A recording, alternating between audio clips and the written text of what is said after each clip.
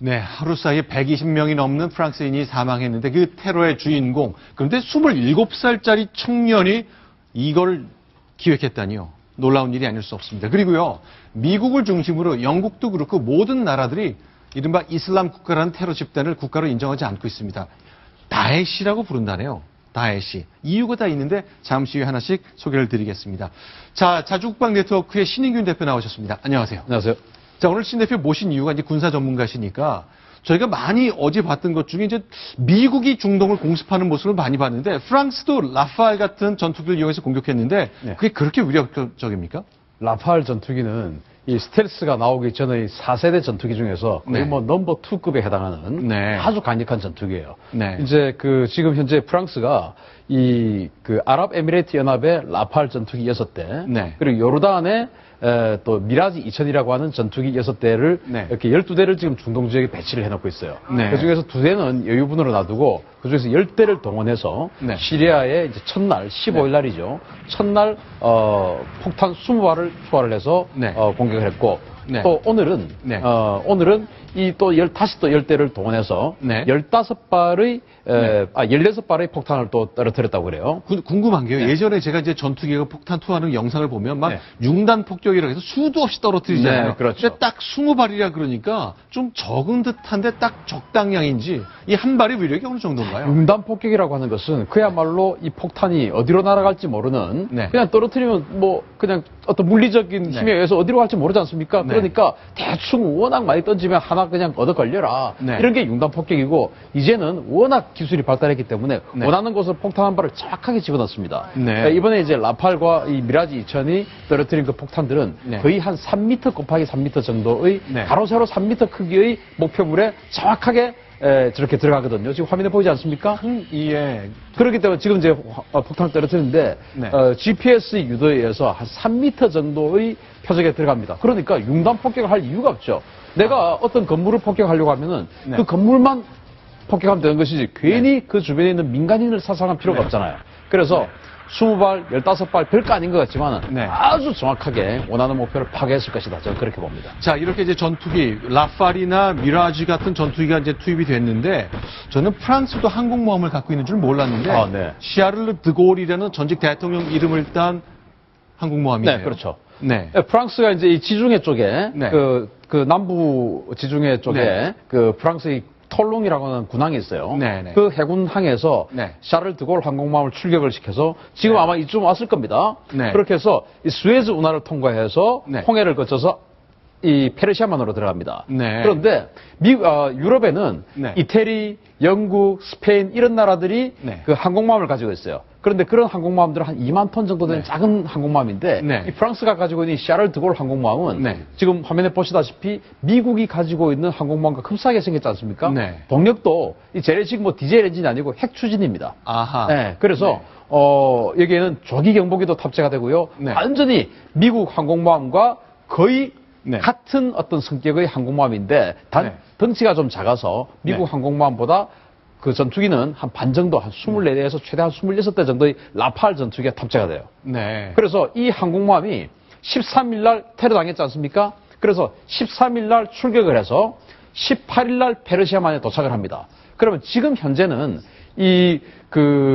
라팔 전투기와 미라지 2000 전투기가 네.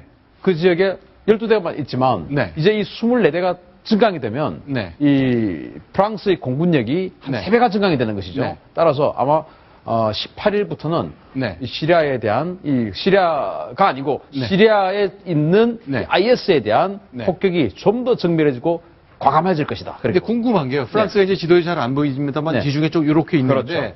시리아가 여기니까 항공모함이 여기 와서 활동하면 되는데 왜 이 수에즈 운하를 통해서 이렇게 사우디를 돌아서 여기까지 오는 거죠? 아주 좋은 질문이십니다. 네. 시리아가 바로 지중해 연안국이지 않습니까? 네, 여기까지만 와도 항공모함 될것 여기 같아요. 와서 이제 여기가 이스라엘이니까 네. 이스라엘 앞에 안전하지 않겠습니까? 네. 이스라엘 앞에서 그냥 공격하면 돼요. 네. 그런데 저 페르시아만에 가면 네. 이라크를 거쳐서 다시 시리아까지 가야 되기 때문에 네. 중간에 공중급유를 한번 받아야 됩니다. 네. 그럼에도 불구하고 왜 페르시아만까지 가느냐? 바로 이 시리아의 이 지중해 연안에 네. 러시아 기지가 2개가 있습니다. 타르투스, 네. 후마인 이렇게 두 개가 있는데 그중에서 후마인이라고 하는 곳은 공군기지인데 여기에 네. 러시아 전투기가 36대가 지금 배치가 되어 있어요. 네, 네. 이 러시아를 자극하지 않기 위해서 네. 지금 페르시아만으로 이 홍해를 거쳐서 엄청나게 돌아가는 것이죠. 근데 이 IS라는 테러 집단이 네. 러시아 그 민간기가 이쪽 그 관광지에 있다가 네. 돌아가는데 그 격출시켰잖아요. 그렇죠. 그러면 이 IS는 러시아의 적일 텐데 네. 이 군사 활동하는 걸 별로 도와주질 않나 보죠. 적이 이제 최근에 되었죠. 네. 그전에는 네. 시리아에 지금 러시아 군들이 진주를 해서 시리아의 IS를 폭격한다고 하면서 네. 미국의 어떤 의심은 IS를 폭격하는 것이 아니고 시리아 그 미국과 영국과 프랑스 같은 이 서방 국가가 지원하고 있는 네. 시리아 반정부군을 폭격하고 있는 것이 아니냐. 네. 이렇게 해서 사실 미국과 러시아가 감정 대립을 하고 있었어요. 네. 그런데 방금 앵커께서 말씀하셨듯이 시나이 반도에서 러시아 예객기가 추락했기 때문에 네. 이제는 올랑드 그 프랑스 대통령이 러시아도 같이 하자. 네. 이렇게 할 수 있는 명분이 생긴 거죠. 우크라이나 침공 때문에 러시아랑 미국이 아주 사이가 아주 안 좋죠. 경제 제재도 했는데 네. 이 IS 때문에 러시아와 미국이 손을 잡는 상황이 나올 수도 있겠습니다. 자, 일단 올랑드 대통령이요. 오랜만에 상하원 합동 연설을 통해 제3차 대전을 불사할 수 있는 강한 보복을 선언했습니다. 그 네. 영상 저희가 좀 잠시 후에 소개해 드릴 건데 자, 미국과 러시아 함께 도와줄 수 있겠습니까? 저는 그 IS라고 하는 너무나 그 위협적이고, 불가측한 네. 이러한 그 테러 집단에 대해서 네. 공동 대응을 할 수도 있다. 저는 네. 그렇게 봅니다. 네. 1945년 그 2차 대전 종전 이후에 네. 러시아와 미국은 같은 편이 아니었습니다. 네. 일본과 독일을 무너뜨릴 때까지만 같은 편이었고 그 이후는 계속 경쟁을 해왔죠. 네. 최근에 방금 말씀하셨던 우크라이나 사태까지 아주 군사적으로 대립을 해왔는데 네. 그러나 이 시리아 IS는 러시아 예객기를 격추시켰죠. 그리고 서방 세계를 지금 공포의 도가니로 몰아넣죠. 또 네. 모스크바 크렘린궁을 자신의 것으로 만들겠다. 네. 또 워싱턴 DC를 바로 공격하겠다. 네. 이러한 그 미국과 러시아를 동시에 도발하는 어떤 그 발언을 서슴지 않고 있기 때문에 군사적으로 연합할 가능성이 아주 크다고 생각하고 네. 특히 아까 말씀하셨듯이 그 시리아 쪽에 그 군항이 있지 않습니까? 네. 미국도 지금 네. 그 미국 워싱턴 DC 입구에 있는 노폭에서 네. 헨리 S. 트루먼이라고 하는 항공모함을 출격시켰어요. 아하. 그게 지금 지중해를 거쳐서 다시 수에즈 운하를 거쳐서 네. 샤를 드골처럼 똑같이 가야 되는데 네. 러시아와 협력이 되면 바로 그냥 지중해에서 때려버릴 수가 있죠. 자, 이런 대규모 군사작전을 불렀던 이번에 테러 행위, 아까 앞서 말씀드렸습니다만, 불과 27살의 청년이 기획을 했다는 게 전 도저히 믿기지 않네요. 일단, 백성근 변호사께 여쭤볼게요. 어떤 청년이길래 이렇게 끔찍한 일을 저지른 거죠? 예, 압델 하미드 아바우드라는 27세 청년인데요. 네. 벨기에 태생입니다. 그리고 벨기에 태생이고 지금 현재는 뭐 시리아에 거주하면서 네. 유럽 이제 테러 관련된 걸 수차례 이제 기획한 적이 있는데 이 사람이 저 27살 청년 네, 말이죠? 그렇습니다. 저 청년입니다. 그러니까 네.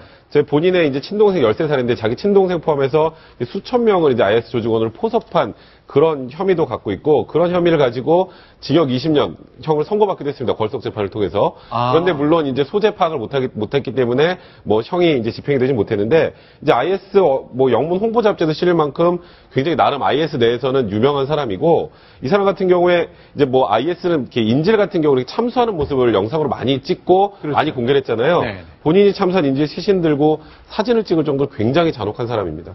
자, 이렇게 웃는 모습이지만 이렇게 홍보 잡지에서는 웃고 찍었겠지요. 그러나 인질을 살해하고 시신과 함께 사진을 찍는 여유를 보였다. 십자군, 기독교를 테러하기 위해서 신의 선택으로 자, 깊은 신앙을 얘기하는 것 같지만 이슬람의 알라의 가르침과 전혀 다른 삶을 살고 있는 거잖아요. 네, 그렇죠. 그러니까 그래서 지금 이게 파리 테러 배후로 지금 주목이 되면서 네. 애시당초 저렇게 사전 전조 현상들이 있었다는 거예요. 네. 그러니까 벨기에 인동인 2명하고 함께 유럽으로 들어가서 그 외 파리 테러를 좀 뭔가 기획을 했다라는 건데 이제 파리 테러 이전에 이제 뭐 열차나 교회 테러 모의에도 이제 가담을 했던 정황이 있고 네. 벨기에에서 테러를 시도하다가 나머지 2명은 사살되고 본인만 시리아로 도망간 적이 있었거든요.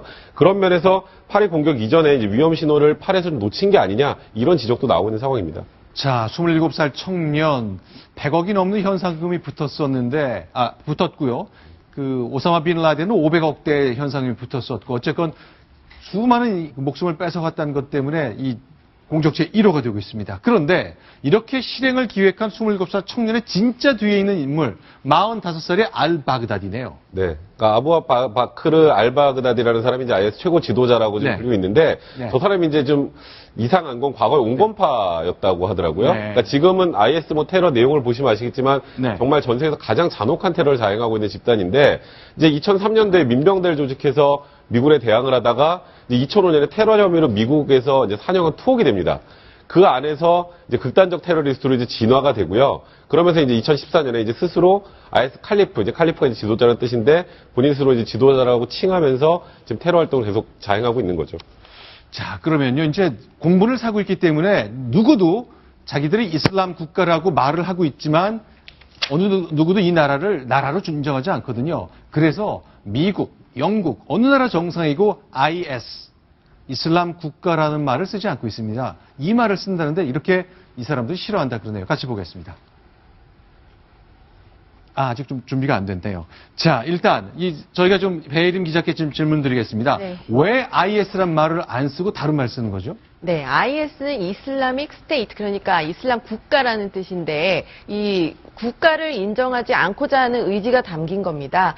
이 다에시라는 것은 무슨 뜻이냐 하면은 이 IS가 알카에다 이라크 하부 조직일 때 ISIS라고 불렸었죠. 네. 이 이슬라믹 스테이트 오브 이라크 앤 샴, 이것의 줄임말이 ISIS인데요. 네.